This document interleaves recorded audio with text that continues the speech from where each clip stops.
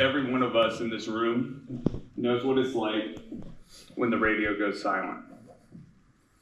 Those seconds that stretch into forever. This isn't theory for us, it's personal. That's why today's conversation matters.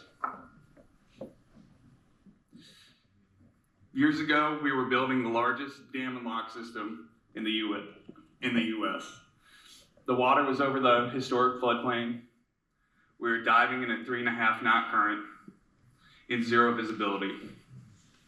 A friend and fellow diver was burning out of part of that dam and lock structure when we lost him. I was the DMT on site. I worked on him for 2 hours. He never came back. That day tore a hole through our team, and it lit a fire that's still burning right now. I built dead calm seas from that loss on one belief: no diver should ever pay the ultimate price for a preventable failure.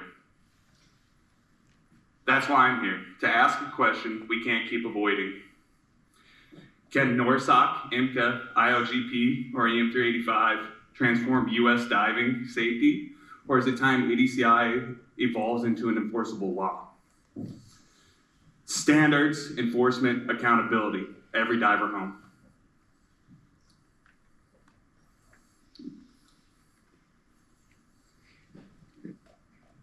The US diving industry stands at a crossroad. ADCI has guided us for decades, a legacy of professionalism and skill. For over 5 decades, ADCI has been in our industry compass, built by divers, for divers, grounded in experience, common sense, and field-tested knowledge. It gave us consistency, language, and structure when the industry was still defining itself. But the truth is, ADCI is a guideline and not a regulation. It depends entirely on a voluntary compliance and the good faith of companies. And that's not the same as legal accountability. Technology has evolved, risk management has evolved, but our framework hasn't. Divers are working in challenging and unforgiving conditions, under guidelines that can't be enforced. Voluntary compliance is not enough when lives are on the line. When ADCI was written, our biggest risks were equipment failures and communication. Today, we manage mixed gas operations, complex subsea robotics, saturation systems, and multinational projects where our margin for error is measured in seconds. We've evolved technically, but not structurally. Our rules haven't caught up to our reality. Here's the uncomfortable truth. When 2 companies compete for a contract, one running full compliance, one cutting corners, the cheaper one usually wins. That's not because we don't care. It's because our system doesn't demand a minimum enforceable baseline. Voluntary standards allow safety to become negotiable. This is the moment where we decide, will we continue under guidelines that suggest or evolve into a framework that protects? This is the moment we choose standards, enforcement, accountability, every diver home. Here's a brief look of the topics we'll cover. If you want to see what enforceable standards can do, look at Norway in the 1990s. This obviously hits home for a lot of you. Back then, Norway's offshore oil and gas industry was booming, but so were its accidents. They faced public outrage, worker strikes, growing pressure from international operators. Their solution wasn't another manual or advisory, it was legislation. NORSOK standards, particularly U100 and U103, made risk management a legal requirement. It didn't just tell companies what to do, it fundamentally redefined the approach and mindset. It embedded safety into every phase: planning, execution, and review.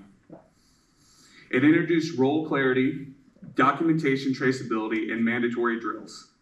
It connected data, behavior, and accountability in a way no previous standard had. The ripple effect of that was, within years, the incident rates dropped dramatically, near-miss reporting skyrocketed, diver confidence grew because they knew they were protected not by policy, but by law. The result wasn't just safer operations, it was higher productivity and fewer shutdowns. Meanwhile, ADCI became the gold standard in the US, respected globally, based on experience, but where NORSOK was legally binding, ADCI remained advisory. So we built strong habits, but no legal foundation. Our challenge, evolve ADCI to the same level of enforceability, not to erase our heritage, but to protect our people. Norway chose reform after tragedy. We had the chance to do it before the next one. It's time to take what works from the best practices and make it enforceable for standards, enforcement, accountability, every diver home. NORSOK built safety into the DNA of every operation. NORSOK's framework, in my opinion, the 4 pillars, was risk management. No operation started until every hazard was identified, mitigated, and signed off. Documentation standards.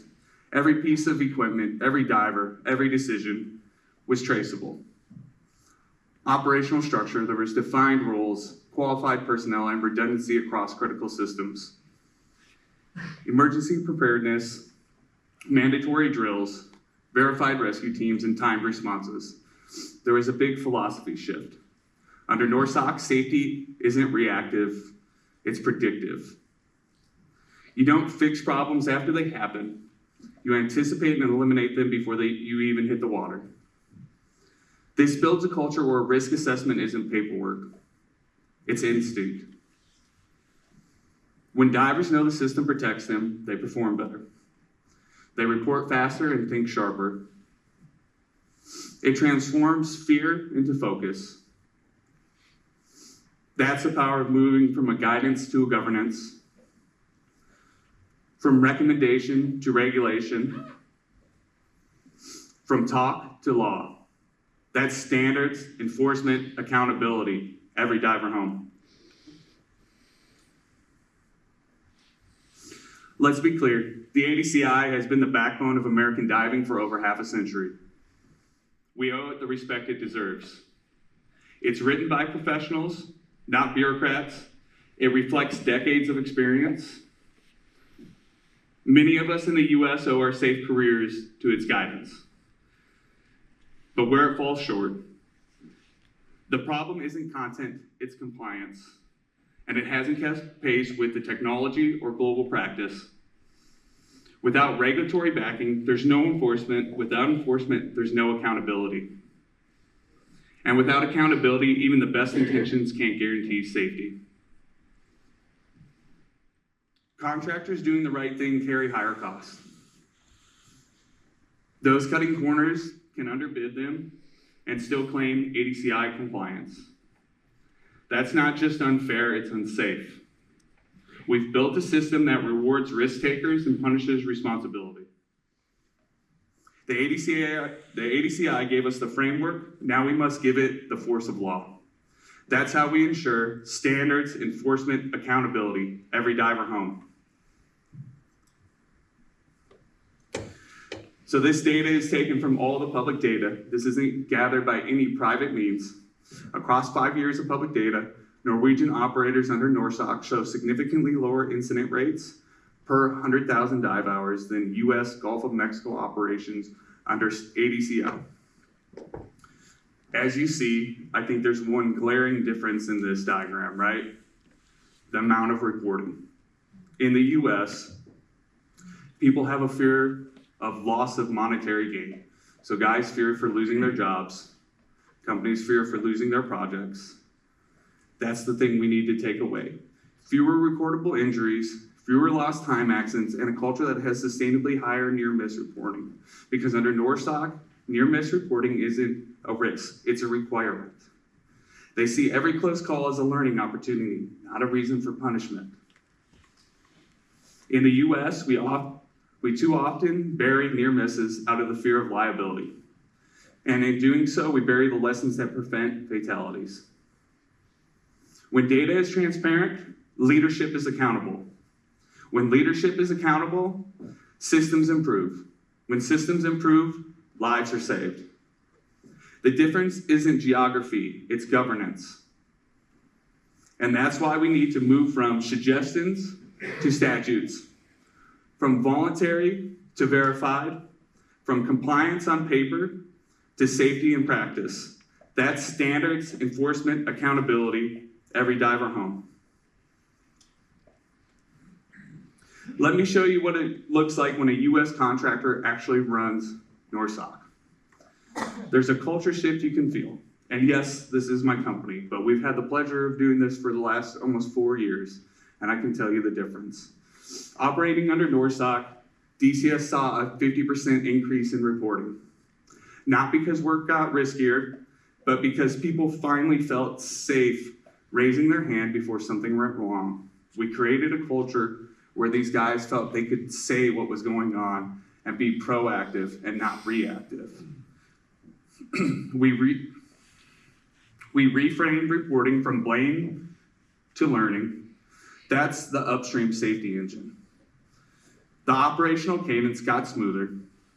Rigor around documentation, maintenance, and roles streamlined daily operations, fewer surprises, faster completions, less reactive firefighting.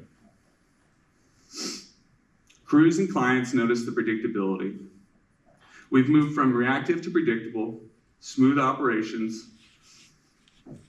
The commercial credibility compounds. It's not just the reporting got better. By us taking the leap to go to a higher standard, we've gotten more opportunities. And that's not just in the US, we've gotten opportunities outside the US. That rigor increased client confidence, especially with international operators already aligned with NORSOK, IMCA, IOGP, which opened doors to higher value projects for us. This isn't theory, this is what happens when it's written into the job standards, enforcement, accountability, every diver home. So after seeing what NORSOK looks like in action, you might ask, what's the real value for the US? Why would adopting its principles matter for our contractors, our divers, and our clients? First, NORSOK changes the safety conversation. It's a traditional setup. Safety often starts after something goes wrong. Under NORSOK, it starts before the diver even hits the water. It builds what we call a proactive safety culture, where risk is assessed, mitigated, and documented in real time. This means fewer surprises, fewer improvisations, and more consistency. Everyone from the project manager to the standby diver knows the playbook, has the authority to stop the job if something doesn't look right. This isn't just safer, it's smarter. It replaces reaction with prevention. And that's how you build a workforce that truly believes in standards, enforcement, accountability, every diver home. The second thing is technology. NORSOK integrates the modern world into diving. It reflects the systems we actually use today. NORSOK doesn't just tolerate technology, it requires it. It ensures data doesn't live in someone's head or on a piece of paper that gets wet. It lives in a digital trail that can be audited, learned from, and improved. That's how we modernize diving for the next generation. And third, sorry, a lot of talking points on this. The reality is, most major oil and gas clients already operate under IMCA, IOGP, or NORSOK requirements internationally. When we don't align, it makes it harder for US contractors to compete for those projects, and it makes it harder for that workforce to align with that if they go and work overseas. I can attest to that. We've been an outlier in a world that's already moved forward. By integrating best practices from international organizations or modernizing ADCI to that level, we make our divers, our companies, and our clients more compatible. It's not about copying Norway. It's about meeting the same global expectation of safety and professionalism. The companies that align early will win better contracts, better margins, and better reputations. This is what it means to lead, not follow, in safety. So when we talk about the advantages of NORSOK, it's not about importing a foreign system. It's about adopting the mindset that saves lives and secures opportunity. Enhanced culture, modern technology, and a global alignment. That's the future of American diving. And that future is built on standards, enforcement, accountability, every diver home.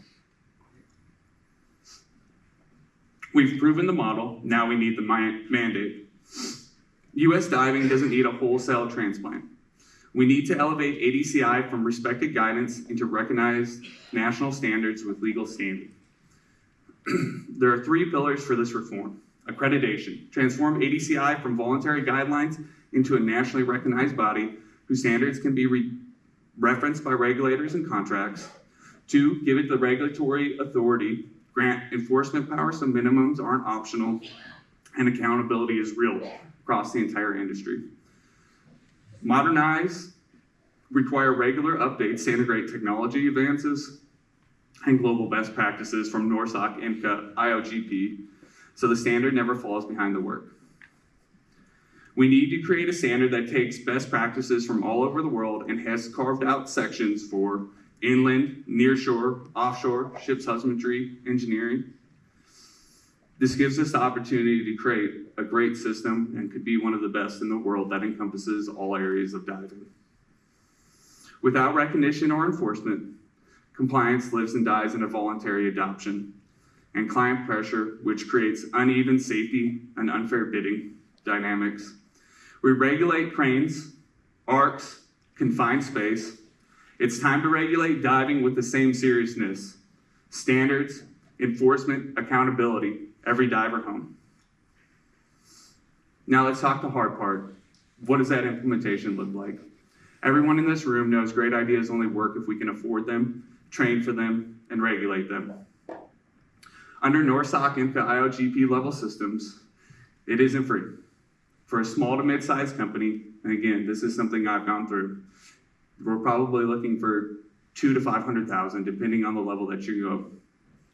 And that's between new equipment, new systems, documentation, and training programs.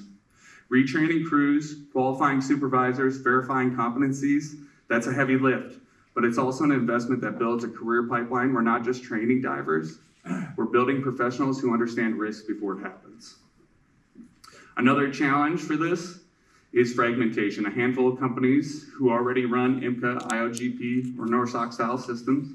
Most don't, but without industry-wide adoption, the early adopters face unfair competition.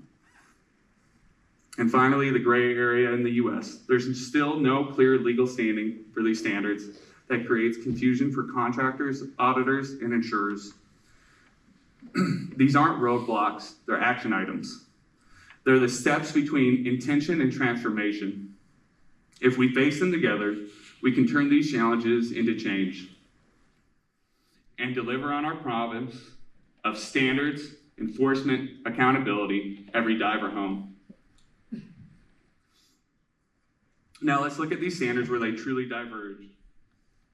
Under NORSOK, documentation is non-negotiable. Every dive requires a pre-job hazard assessment, real-time operational logs, post-dive analysis, all tied to a tracking system. ADCI, on the other hand, keeps documentation more flexible, built around experience, handwritten logs, and job-specific reporting. It's practical, but not standardized. And when documentation varies, lessons get lost. NORSOK sets precise technical specifications, redundant systems, certified testing intervals, and inspection requirements. ADCI focuses on performance-based reliability that allows each company to adopt maintenance schedules and equipment setups to their operations with a base minimum. The intent is good, flexibility, but without uniform testing, reliability can depend on budget or interpretation. Finally, emergency readiness. NORSOK mandates dedicated rescue teams, simulated drills, defined response times, and standards. ADCI leaves those protocols more open, relying on crew experience and adaptable procedures based on local conditions. Again, it's pragmatic, but inconsistent. When emergency happens, inconsistencies cost seconds, and seconds cost lives. So while ADCI emphasizes flexibility, NORSOK enforces uniformity. The right path isn't choosing one over the other, it's combining ADCI's experience with NORSOK, IMCA, and IOGP's discipline. That's how we achieve standards, enforcement, accountability, every diver home. Legislation takes time. Clients can move the market tomorrow. Our clients are the catalyst. Major energy and infrastructure buyers already drive global alignment. When you hardwire safety into the requirements, into your RFPs and MSAs, the supply chain follows. You have the leverage to move legislation to help our voice be heard. There's 3 concrete pillars or levers to pull is contract requirements. While many of you already do this, put it into your contracts and RFPs. Industry advocacy, we need to get together. We need to use your voice to get together with ADCI, OSHA, and the Coast Guard to recognize a modernized standard and collaborate and bring in global best practices. What happens when the clients leave? The requirements become normalized, early adopters aren't penalized on price, and everyone competes on execution, not cutting corners. That's how we accelerate reform before the statute catches up. Put it in the next RFP, measure it in the next audit, reward it on the next scorecard, lead, and the rest of us will run with you. Standards, enforcement, accountability, every diver home. Here's the roadmap. You'll notice it's not just a couple months long. This is a 3+ year process, but it starts today. That's how we take tragedy and turn it into transformation. And that's how we get standards, enforcement, accountability, every diver home. NORSOK proved enforceable standards save lives. ADCI gave us a foundation to build on. Now it's time for evolution, not competition. We have the knowledge, we have the technology. Now we need the will and the law to protect our people. This is our call to arms. Standards, enforcement, accountability, every diver home. Because if not us, then who? If not now, then when?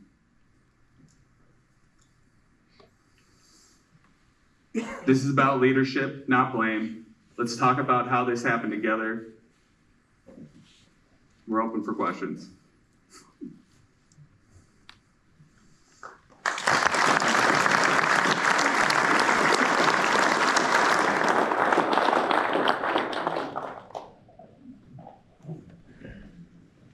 I'll stand back, actually, I'll go on the stage. I was getting a lot of back feed before from when I was sort of standing down there. Any quick questions before we move on, please?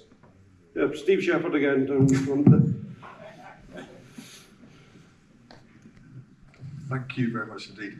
Just one thing, the sort of elephant in the room is that NORSOK always has had and always continues to have regulatory backing and recognition by the Norwegian regulator. IMCA has always had and continues to have the backing and recognition from the UK Health and Safety Executive. Where's the US Coast Guard?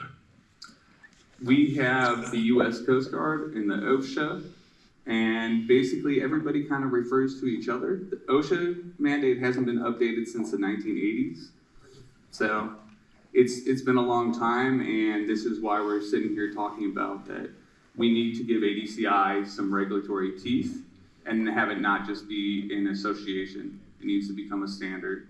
So that's our issue is our regulatory bodies that are supposed to be involved aren't involved.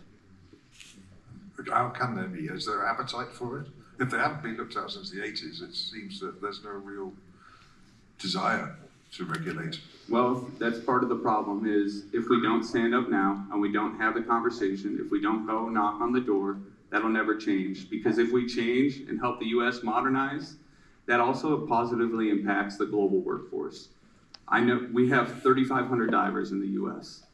That's a lot of divers, and I know a lot of them that go work overseas. I myself was included in that. If we get our standards in line and we ingrain the safety and everything into them from the get-go, it not only impacts the US better, but it also impacts the global workforce better. And again, this is why we need to go knock on that door until they answer and have the conversation. It doesn't matter if they have the appetite for it or not. We at least have to stand up and say there's a problem.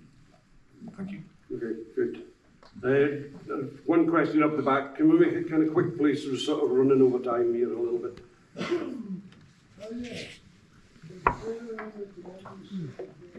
Can you wait? Just get a microphone. We can't quite hear you up here, please.